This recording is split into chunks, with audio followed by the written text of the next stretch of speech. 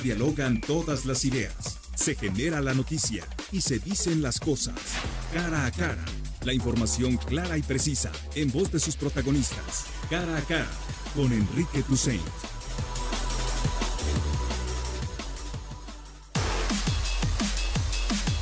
De la mañana con 6 minutos. Hubo poco sobre este tema en la rueda de prensa matinal de Andrés Manuel López Obrador, pero ayer sí señaló el presidente que el mismo lunes recibieron una queja de la Comisión Nacional de Derechos Humanos dirigida en contra de la Secretaría de la Defensa Nacional, la Sedena, acusando inacción del ejército en el caso del ducto de Tlahuelilpan, Hidalgo, que estalló el viernes pasado, y aclaró que el gobierno federal responderá en los siguientes días. También el fiscal general de la República, Alejandro Gertz, anunció desde ayer que van a citar a comparecer a todos los que estuvieron involucrados por acción o inacción en la tragedia en Hidalgo. ¿Actuó o no actuó bien el ejército mexicano el viernes pasado? Saludo a Daniel Gómez Tagle, él es investigador y analista especializado en uso de la fuerza. Daniel, buenos días, ¿cómo estás? Buenos días, Enrique. Muchas gracias por la invitación a ti y a todo tu auditorio. Oye, bueno, yo creo que es la pregunta del millón, la que hemos estado haciendo desde el viernes. ¿Actuó bien el ejército? Actuó en la medida de las posibilidades que tenía. Me parece a mí que actuó bien. Así como, digamos, en términos claros, no debió haber hecho nada más. No podía hacer nada más. Debió haber hecho, sí. Tenía opciones, sí. Podía, no. Y ese yo creo que es donde debe centrarse el debate. Se ha hablado mucho del uso de la fuerza. Sí. Y en el debate, en el discurso de la administración, se está hablando de que cualquier acción podría haber sido considerada como represión. Sin embargo, hay un gran vacío cuando hablamos del uso de la fuerza. No hay una legislación que le permita a los soldados o los policías determinar los criterios de actuación para una respuesta proporcional a este evento. Entonces, si tú puedes ver las imágenes, los videos que han circulado días previos inclusive, puedes ver a los soldados y a los policías con armas de fuego exclusivamente, no tienen otra opción de fuerza. Ahora, uno se pregunta, Daniel, ¿cómo es posible que llegaran tan pocos uniformados a la zona? Los reportes hablaban de cientos de personas, incluso hasta 600. ¿Es normal que el ejército llegue en tan asimetría de número frente a quienes están haciendo el robo de combustible? Bueno, vale la pregunta también por qué llegaron tan pocos policías. Sí, claro. Ahí preguntaban hace un momento cuáles son los protocolos. Las autoridades fueron llegando en el orden de la disponibilidad de la distancia. Y decían también la proporcionalidad de 25 soldados contra 600, 800 personas. Sí. De haber estado debidamente equipados los soldados, que es el tema que nos ocupa el día de hoy, con opciones de fuerza, 25 soldados pueden contener y dispersar a 800 personas. ¿Ah, sí? Claro que sí, pueden. Estando debidamente armados y equipados. Debidamente equipados. El ejército, yo he sostenido en las redes sociales, el ejército cuenta con opciones de fuerza epiletal, lo que se le conoce como fuerza no letal, entre comillas. Tiene suficientes dispositivos de fuerza para contener una situación como esta. El problema es que no hay regulaciones o legislaciones que le permitan hacer un despliegue que otorgue certidumbre jurídica al mismo. Sí. Entonces, los policías, los soldados, en algún video se alcanza a apreciar que tienen granadas de gas lacrimógeno. Sí. Y deciden no usarlo porque los propios habitantes de la zona les dicen que hay niños, y inclusive en el video se aprecia hay un niño a un lado del camión de los soldados. Deciden no usar el agente químico que tienen. Ese agente químico es pirotécnico.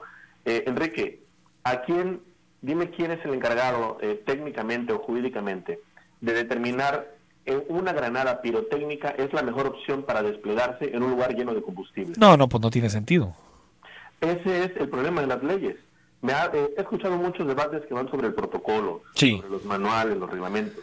¿Cómo vas a darle criterios de actuación a los soldados y a la policía si los protocolos, los reglamentos carecen de información técnica suficiente para poder hacer una selección proporcional de fuerza? ¿Y quién es responsable de eso, Daniel? Es decir, ¿quién debería elaborar este tipo de protocolos? Porque hay, y casi te lo digo de sentido común, si comienzas una batalla como esta contra el robo de combustible, este tipo de escenas se pueden repetir. Claro que se pueden repetir. Y mira, yo creo que en ese sentido los legisladores tienen una gran responsabilidad. En este momento las leyes que hay en México sobre el uso de la fuerza tienen nombres rimbombantes: ley para prevenir la tortura, ley para el uso de la fuerza pública.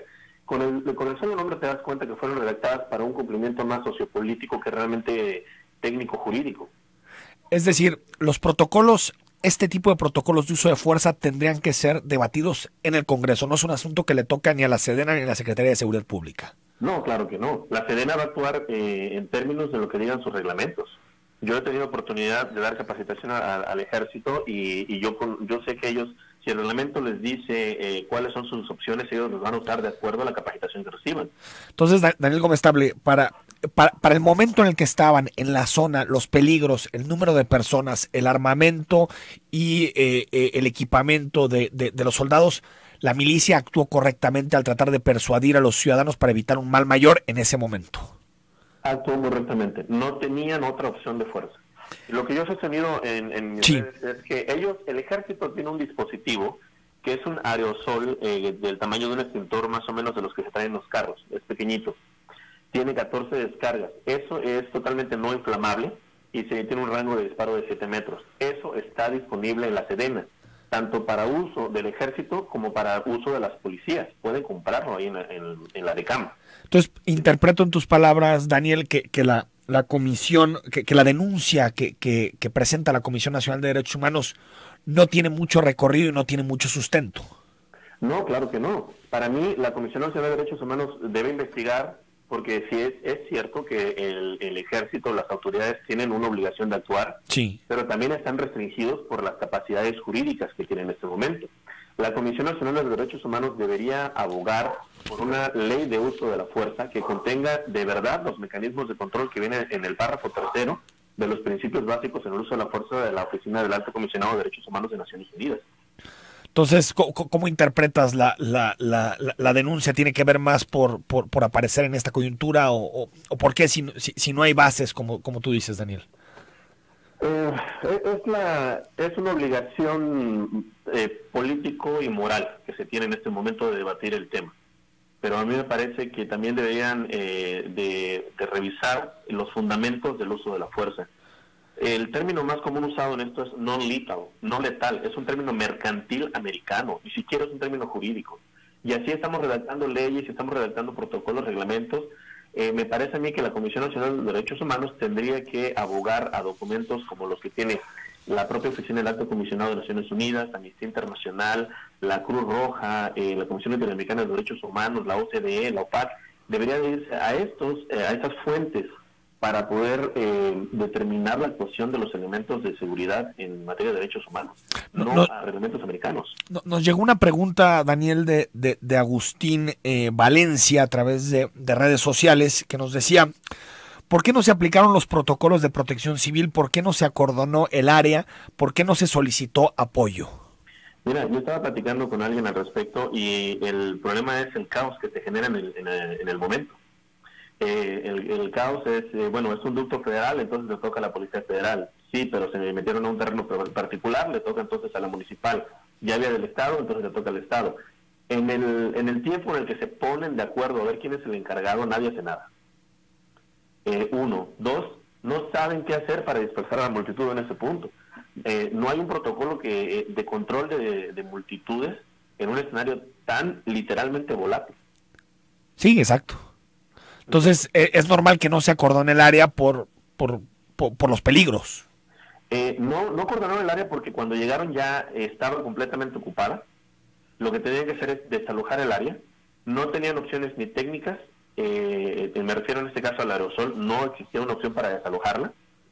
Y estaban tratando de determinar jurídicamente quién era el responsable del operativo. Nadie se quiere hacer responsable de un acto de represión, pero en realidad están debatiendo en la ignorancia del nivel correspondiente al uso de la fuerza. Ahora, una cosa es un acto de represión contra una manifestación que tiene consignas, que está utilizando su libertad de expresión, y otra cosa es reprimir un delito. Uno entendería que reprimir un delito es bastante razonable, ¿no? Desde luego. Además está dentro de las capacidades de las autoridades, ¿no? Sí. Para mí aquí el problema es, y yo te lo voy a plantear y dejarlo a discusión, en cuanto al debate del uso de la fuerza. Sí. ¿Cómo se diferencia la situación que enfrenta el ejército, por ejemplo, en la emboscada que sufrieron en Palmarito en 2017, con la dispersión de los pobladores de Tlahuelilpan? No hay un parámetro en las leyes que permitan aplicar los criterios de uso de la fuerza entre ambos casos. Se les dice, ve, actúa conforme a los derechos humanos. En Palmarito se acusa una ejecución extrajudicial. En Tlahuelilpan no logran desalojar a las personas y terminamos con más de 90 muertos hasta ahora. Antes, los criterios sí, son laxos. Antes de despedirte, Daniel Gómez Tagle, digamos, también existe esta interpretación de que pues ha sido parte del discurso de López Obrador de pedirle al ejército que no intervenga para reprimir. ¿Crees que tiene algo que ver o simplemente lo que hicieron los militares cuando llegaron a la zona fue decir estamos en estas condiciones y por lo tanto lo mejor es persuadir en lugar de actuar? Me parece que los soldados ya tienen esta experiencia desde Palmarito, como te citaba. Ellos tienen, los soldados y policías tienen temor a ser acusados de abusos, pero también hay que considerarlo. Hay los soldados que se resultaron heridos, 4 soldados. Tú ves las imágenes de las agresiones a los soldados, no son capaces de defenderse. Lo único que tienen es armas. Ellos ni siquiera por proteger su integridad. O sea, porque tienen miedo de que si actúan los pueden acusar de muchas cosas. Exactamente. No actúan ni en defensa propia. Daniel Gómez Tagle, investigador y analista especializado en uso de la fuerza. Están llegando muchos mensajes y preguntas. Si te parece, te las mando a tus redes sociales para que si puedes les des respuestas. Claro que sí, aquí estoy, con mucho gusto. Muchas gracias por la oportunidad de platicar, Enrique. Muchas gracias, Daniel Gómez Tagle, investigador y analista especializado en uso de la fuerza. Está generando mucha discusión, mucho debate lo que sucedió el viernes pasado en Hidalgo. Ayer la Comisión Nacional de Derechos Humanos emitió una denuncia que dice el gobierno de López Obrador que van a atender, y la denuncia lo que dice es que el Ejército, la Secretaría de la Defensa Nacional, tiene que explicar su inacción o por qué no actuó de forma más contundente en los hechos del viernes pasado. Te recuerdo que nuestro WhatsApp está abierto, 33 18 80 76 41, para que nos escribas. Hay muchos temas con los que iniciamos este martes. Por cierto, hace unos minutos, a las 7 y pasaditas de la mañana, Enrique Alfaro dio una entrevista con Ciro Gómez Leiva. Durísimas declaraciones de Enrique Alfaro también contra el presidente López Obrador. Parece que esa imagen que vimos la semana pasada de Concordia, en donde parecía que había rutas de acuerdo para poder salir de la crisis de desabasto de gasolina que está viviendo la ciudad, pues parece que se han ido tensando todavía más las posiciones de ambos. Enrique Alfaro le pide a Pemex que dé la cara, a Petróleos Mexicanos que dé la cara, que diga cuándo se va a restablecer por completo el suministro de gasolina en la zona metropolitana de Guadalajara. Y también dice que el grave problema es que acuerdan algo, como la reunión que ahorita estábamos detallando, y que después en la práctica no se hace nada relacionado con ese tipo de temas. Es decir, que la paraestatal y las autoridades federales incumplen con su palabra cada que se reúnen para resolver este problema. Vamos al corte y al regreso también platicamos con la presidenta de Acción Nacional, con Pilar Pérez Chavira.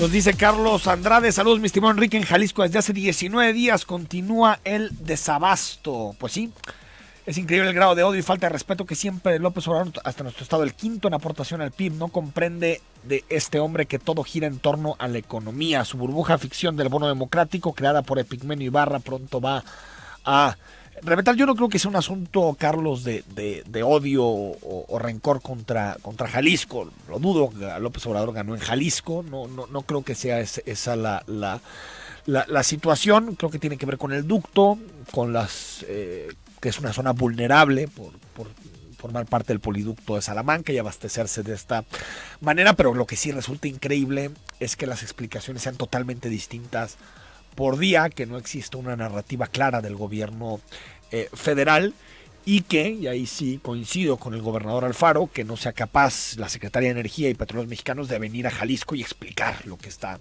sucediendo. Los medios de comunicación hacemos nuestro mejor esfuerzo y de verdad lo hacemos por buscar información cuando no la hay o cuando hay muy poca información con relación a estos temas. Entonces, pues al final son asuntos que nos rebasan y que tienen que ver también con una forma opaca de manejar la información por parte de Petróleos Mexicanos y por parte del gobierno de México. Pero bueno, ¿qué sabemos en este momento del desabasto? Está abierto el poliducto en este momento, pero está más o menos mandando un 25-30% del combustible que suele mandar el poliducto, la refinería de Salamanca a Guadalajara. Sigue habiendo operativo a través de pipas. Hay gasolineros que son optimistas y que nos dicen que de aquí al viernes, sábado se podría empezar a regularizar algo del abasto de gasolina, y hay otros que nos dicen que no, que en realidad esto puede durar varias semanas. Por lo tanto, es información extraoficial.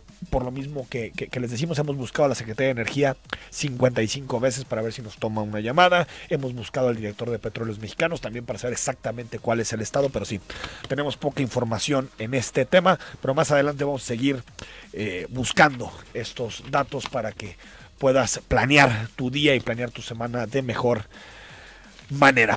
Pilar Pérez Chavira es presidenta de Acción Nacional y está aquí con nosotros. Buenos días, Enrique. Pilar, ¿cómo estás? Un gusto estar aquí y bueno, tener la oportunidad de conversar con tu auditorio.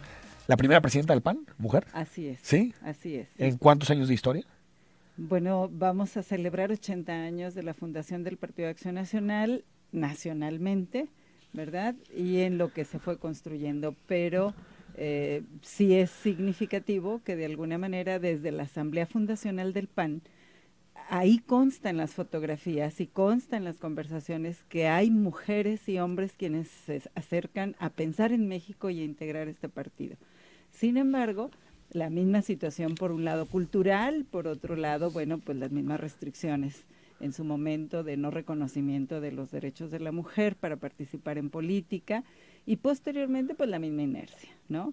Pero bueno, ahora en Jalisco tenemos esta oportunidad, al mismo tiempo que es un reto, de poder estar construyendo decisiones y trabajando junto con los varones que son los que han estado al frente de la toma de decisiones, aunque en el trabajo colaborativo y en la construcción sobre todo de redes, de motivación, etcétera, y también de pensamiento hemos estado las mujeres.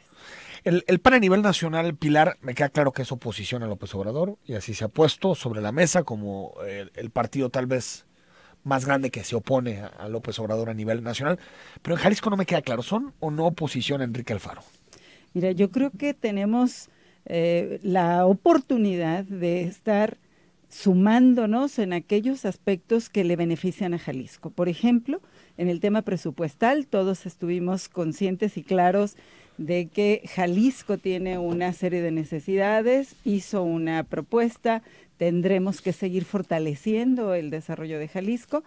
La claridad en el tema también del apoyo para los temas sociales, etcétera.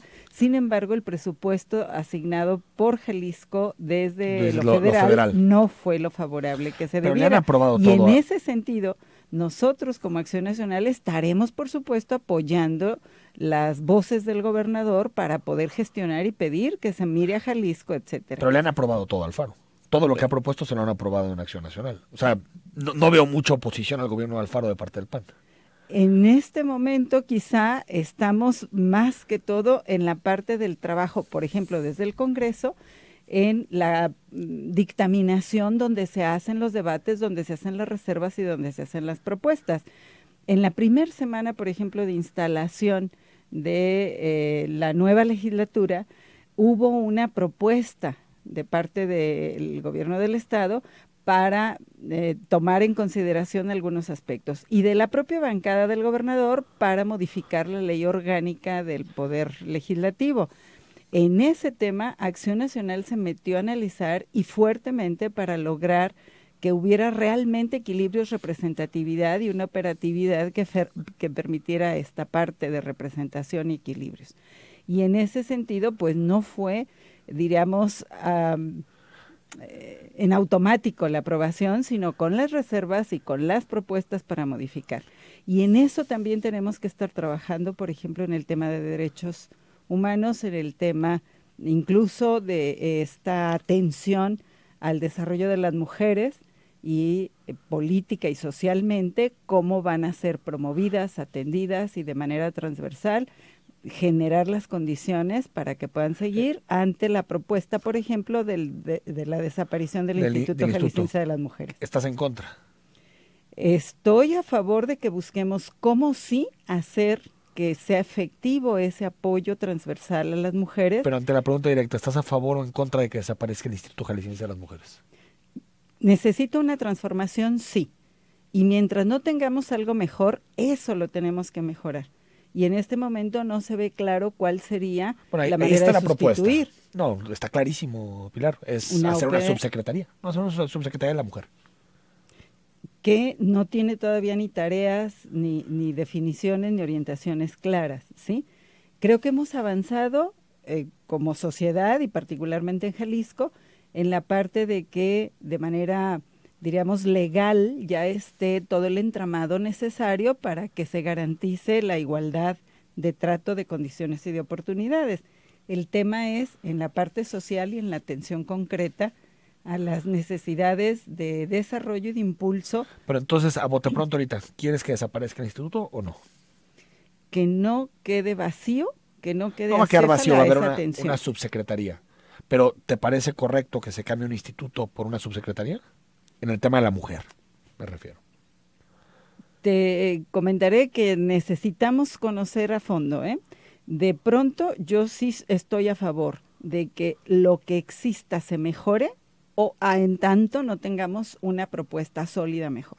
Presidenta, hace 6 años el PAN tenía el mismo discurso, pero con el gobierno de Aristóteles. Decía, está bien que nos propongan su proyecto, la ciudadanía votó por ellos y por lo tanto hay que aprobarles al fiscal. ¿No le falta al PAN defender un poco más su identidad? Parece que siempre va como de comodín del gobierno en turno. Definitivamente a nivel local me refiero. Definitivamente tenemos que entrar fuertemente a unas mesas de propuesta.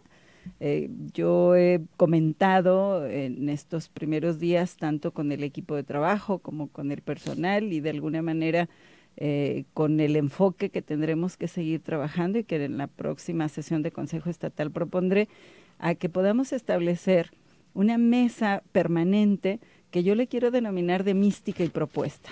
Es decir, que podamos estar reflexionando las necesidades, los retos, las propuestas, las actuaciones actuales que ocurren en Jalisco, en la función pública, para que podamos desde los principios, la raíz, el enfoque, la identidad de Acción Nacional, ofrecer una alternativa o incluso enriquecer lo que ya exista o acotar aquello que no esté desde nuestro punto de vista coherente con aquello que puede fortalecer la convivencia y la dignificación de las personas y las condiciones de vida. ¿No crees en ese sentido, por ejemplo, sí tendríamos que meternos a hacer estudios y a proponer rápidamente, pero con solidez, desde la perspectiva de Acción Nacional, ¿cuál es la propuesta? No solamente señalar y criticar, sino también proponer. ¿No crees que se equivocaron al aprobarle todo a Aristóteles, por ejemplo?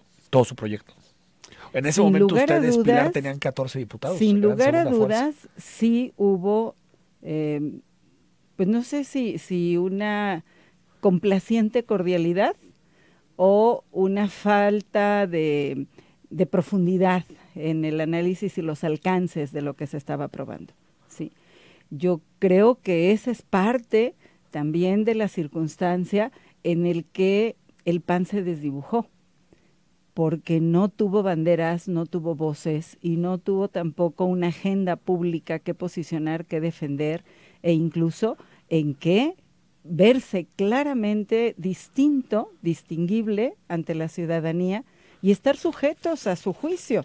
Pudiéramos estar a lo mejor en complacencia de algunas de las personas críticas, a lo mejor en otras no, pero el hecho de tener claridad de posicionamiento, definiciones y estar distinguibles, me parece que sí tenemos que ser críticos, autocríticos, pero también propositivos y corregir esa situación. Presidenta, internamente, ¿cómo está el PAN? Sé que la situación económica y financiera del partido es compleja por las nuevas reformas que se tienen que hacer, pues ajustes internos también en la nómina. ¿Cómo está dividido el partido y qué tipo de decisiones va a estar a tomar para hacer pues, del PAN un partido sustentable, incluso en términos financieros? Sin lugar a dudas, eso es un gran reto que tenemos y, bueno, todo el mundo sabemos de las disposiciones en reducción a los partidos políticos, así es, y además la propuesta de haber reducido el presupuesto en año no electoral también es adicional a la bolsa de sin voto no dinero. Sí, es un 70-80% menos, ¿no? De golpe. Sí, es casi un 70%. Del partido. Sin lugar a dudas, ese es uno de los mecanismos, como en cualquier situación, en cualquier empresa, en cualquier organismo social, en cualquier familia, cuando los recursos se reducen significativamente, pues tienes que hacer ajustes y reacomodarte de alguna manera. Eso es lo que estamos nosotros ahorita analizando y de alguna forma en el término de la gestión del maestro Miguel Ángel Martínez, pues también hubo de hacer un análisis y de tomar las primeras decisiones.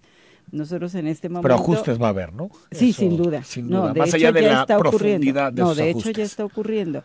Y también una nueva manera de utilizar los recursos. Es decir, hay secretarías, cada una tiene su programa de trabajo, hace lo propio con los comités municipales, hay que acudir con ellos, 125 comités, algunos de ellos pues a más de 5 o 6 horas de distancia, etcétera. Bueno, en ese tema tenemos que estar sumamente organizados y tener un enfoque y una previsión para tener más o menos una organización matricial, pudiéramos decirlo así, ¿no? Una parte operativa que puede estar en función de cada una de las áreas, enfoques y metas de trabajo, pero organizado de manera que se haga sinergia. Si vamos a ir a los municipios, vamos haciendo una ruta con cuáles vamos a llegar y de una vez atender varios asuntos y que en un solo viaje se puedan estar atendiendo varias optimizar, cosas. ¿no? Al final. Optimizar, por supuesto. 9:36 Estamos platicando con Pilar Pérez Chavira. Escríbenos al WhatsApp 3318-807641. A la vuelta hablamos de qué tema le va a dar prioridad el PAN en esta legislatura.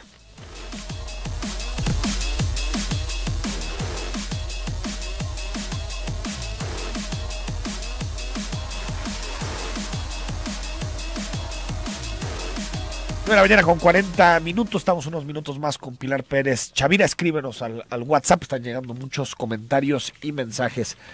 Presidenta, hay un nombre que ha estado en el aire estos últimos días, desde que fuiste electa presidenta, y es el de Eduardo Rosales. ¿Qué tanto influye Eduardo Rosales en el partido en este momento? Bueno, yo te puedo decir que sigue teniendo un recuerdo y una presencia de su gestión como presidente, y sigue teniendo una presencia y un recuerdo de las dificultades entre la dirigencia y el gobierno, que emanado del propio partido, que en su momento se tuvo.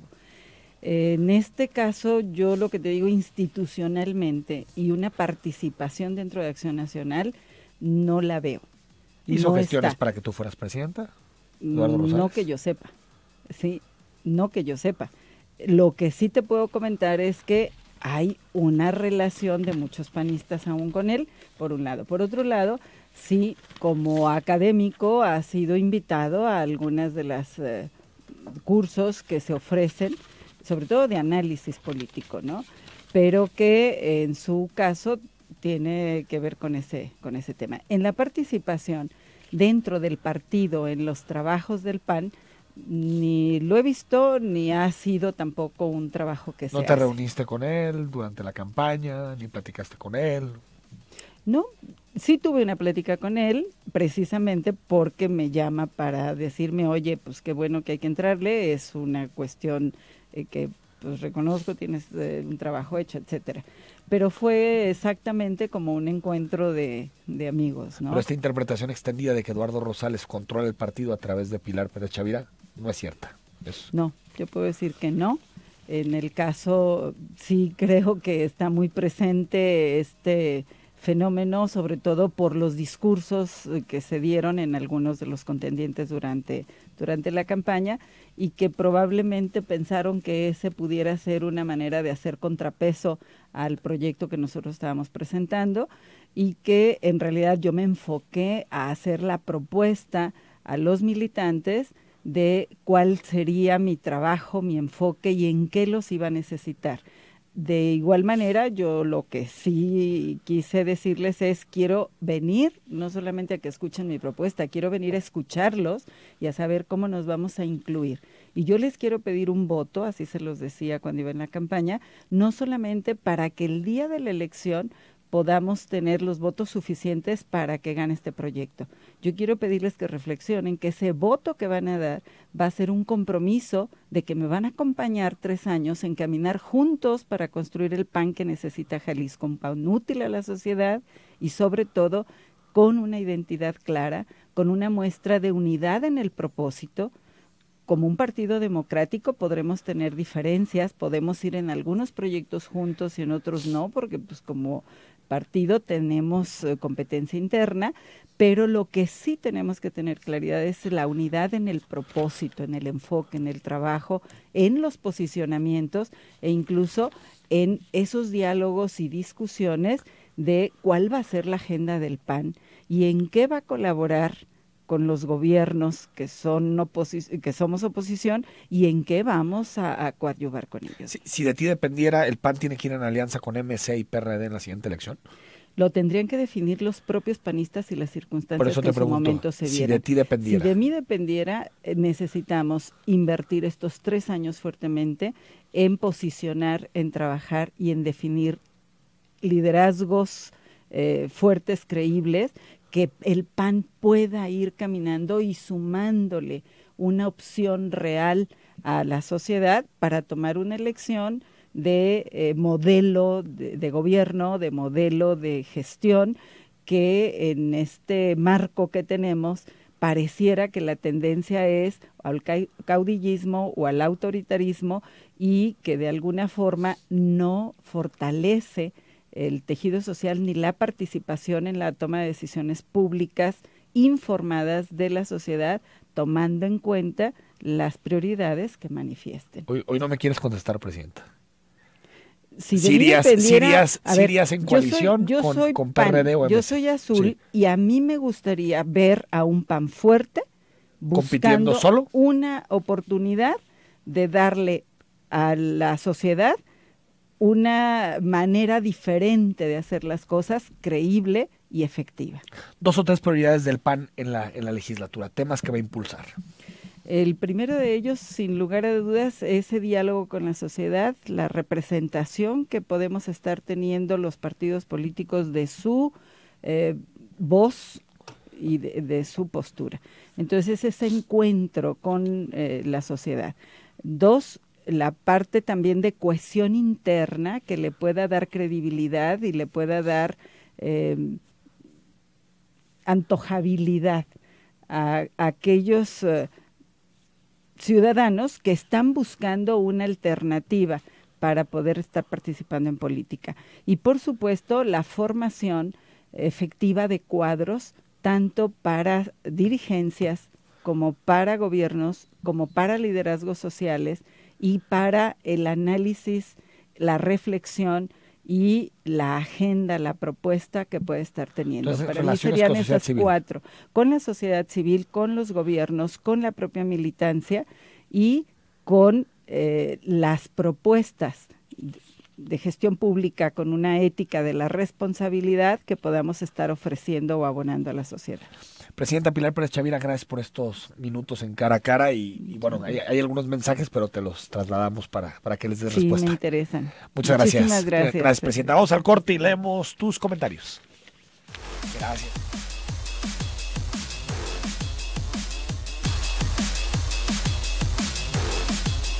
De la mañana con 50 minutos. Buenos días. Creo que la invitada le está echando muchos tacos. Creo que la señora se va a promocionar y no ayuda. Vengo escuchando la conversación y no estoy en contra de nadie, ni de pánico, nada, pero es una simple política, más de los que hay. Pero estamos como estamos, por políticas o políticos, ya estamos hartos. Que mejor no invitas a las personas que construyan algo o que nada más en pura lengua. Pablo, aquí invitamos a todo el mundo y la verdad es que todos es un programa de temas públicos y tratamos de abordar todos los temas y que todos tengan su posibilidad. 5013 nos dice: disparan 72% sueldo para el titular. Es una nota sobre Augusto Valencia, el Instituto de Estadística e Información de Jalisco. Vamos a checar la información. La leí hoy por la mañana en Mural. Si es así, creo que es un mensaje muy contradictorio en materia de austeridad, porque si en realidad lo que estamos discutiendo es cómo ajustar los salarios públicos al grueso de la población, a la media de la población, pues sí sería un mensaje contradictorio en este sentido. Por lo tanto, vamos a checar la información exactamente cómo queda el sueldo del titular del IEG y por supuesto que hacemos las valoraciones necesarias.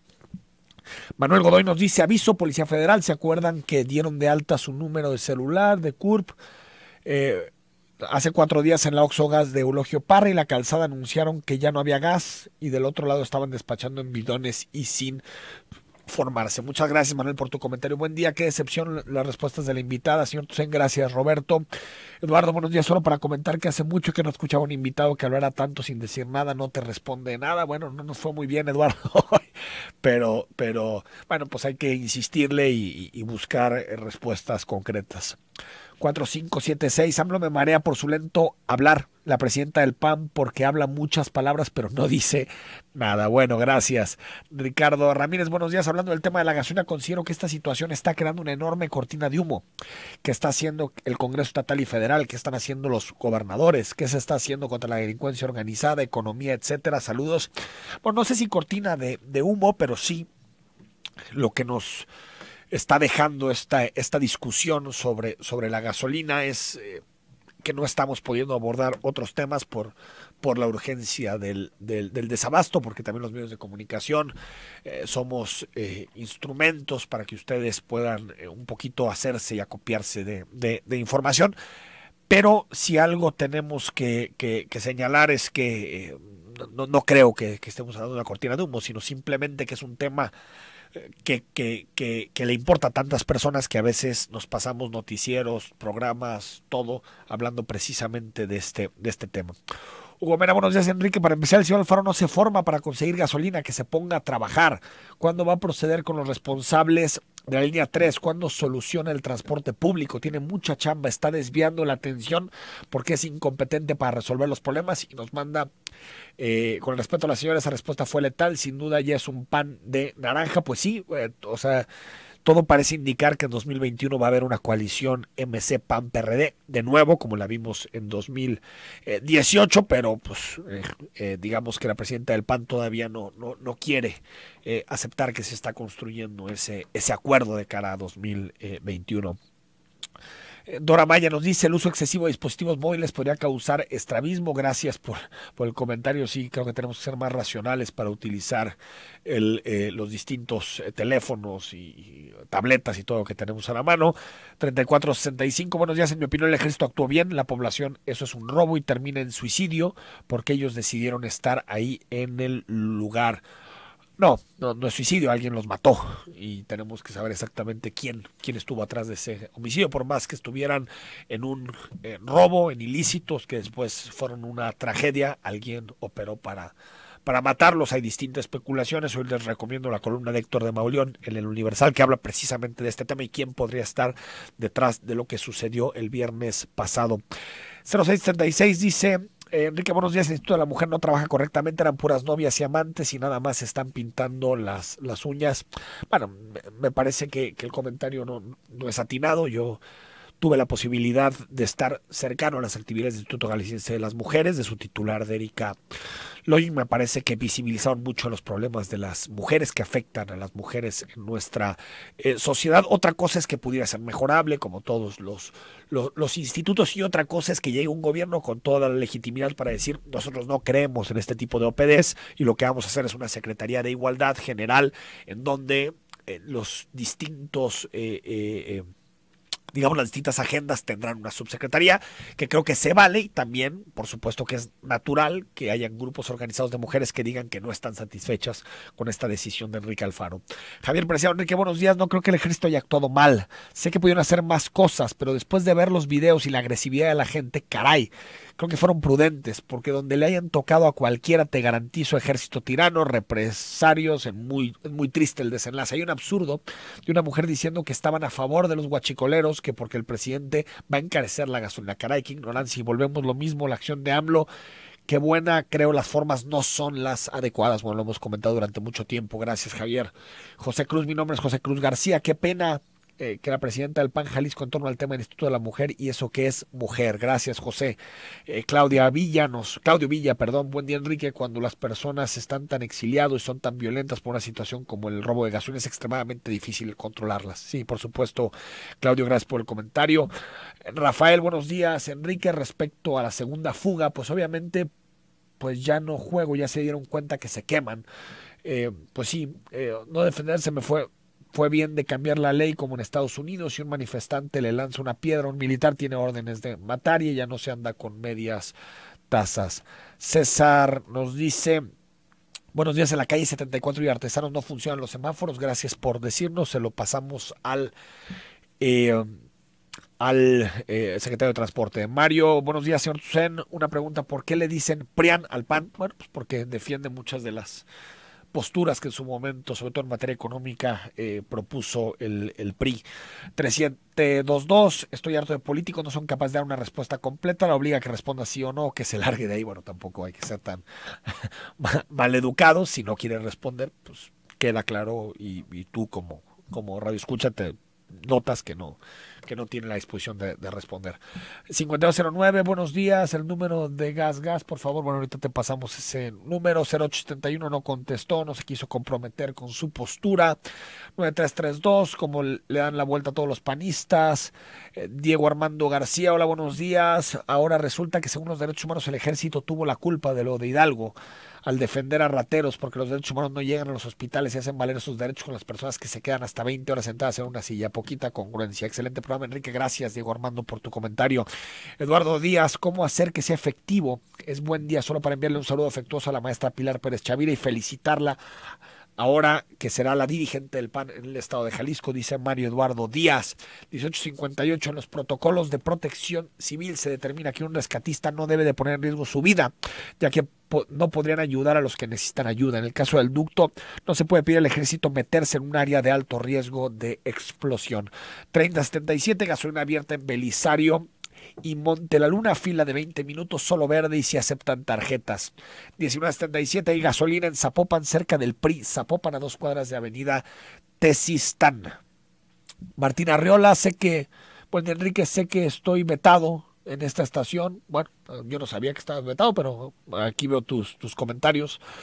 Por decir lo que pienso y a veces le incomoda, me vale. Se supone que existe libertad de expresión. ¿Por qué insisten todos los medios de comunicación, incluyéndolos a ustedes, en culpar a AMLO y a las fuerzas públicas? Bueno, Martín, seguramente de mí no has escuchado esa acusación, pero bueno, que no tienen criterio o esa línea tienen para desacreditar al presidente de la República. Si hubieran usado la fuerza, los condenarían, y como no lo hicieron, está mal. A ver, yo creo, Martín, que aquí hay dos elementos. Ya nos vamos.